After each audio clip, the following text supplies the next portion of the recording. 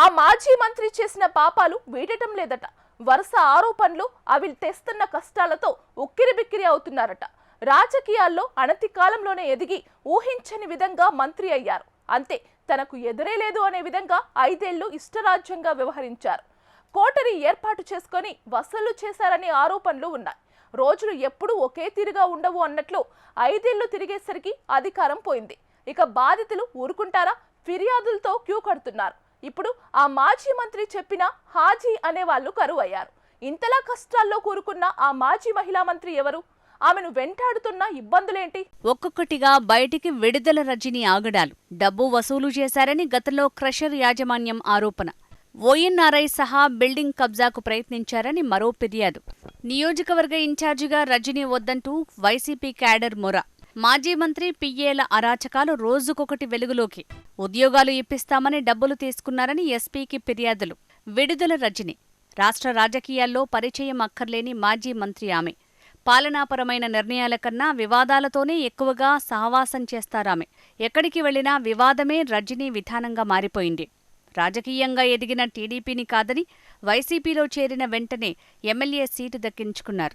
నాడు 2019లో జగన్ వేవ్లో ఎమ్మెల్యే అయ్యారు. తన మార్క్ లాబియింగ్తో 2 ఏళ్లకే మంత్రి పదవి కూడా ఇచ్చారు. అక్కడ మొదలైంది అసలు కథ. నియోజకవర్గంలోని వారికి అంతులేని వ్యథ. మంత్రిగా పెత్తనం చేశారు. కోటరీ ఏర్పాటు చేసుకున్నారు. క్వారీలు, వ్యాపారవేత్తలను రజనీ అనుచరులు, కార్యాలయ సిబ్బంది వసూళ్ల కోసం వేధించినట్లు పలు ఆరోపణలు ఉన్నాయి. మంత్రిగా ఉన్న సమయంలో ఎవరూ ఏం చేయలేకపోయారు. 2024 ఎన్నికల్లో నియోజకవర్గం మారి ఓడిపోయి తిరిగి తన సొంత నియోజకవర్గానికి వచ్చారు విడుదల రజనీ. ఇప్పుడు పవర్లో లేరు, ఎమ్మెల్యేగానూ లేరు. దీంతో అధికారంలో ఉన్నప్పుడు ఆమె చేసిన ప్రజా వ్యతిరేక విధానాలే ఇప్పుడు వెంటాడుతున్నాయట. నాటి వ్యవహార శైలికి ఇప్పుడు రిటర్న్ గిఫ్టులు ఒకదాని తర్వాత మరొకటి అందుతున్నాయి. నాడు 5 ఏళ్ల కాలంలో చేసిన ఆగడాలు పుట్టగొడుగుల్లా బయటికి వస్తున్నాయి. మంత్రిగా ఉన్న సమయంలో తమ నుంచి డబ్బు వసూలు చేశారని క్రషర్ యాజమాన్యం రజనీపై ఫిర్యాదు చేశారు.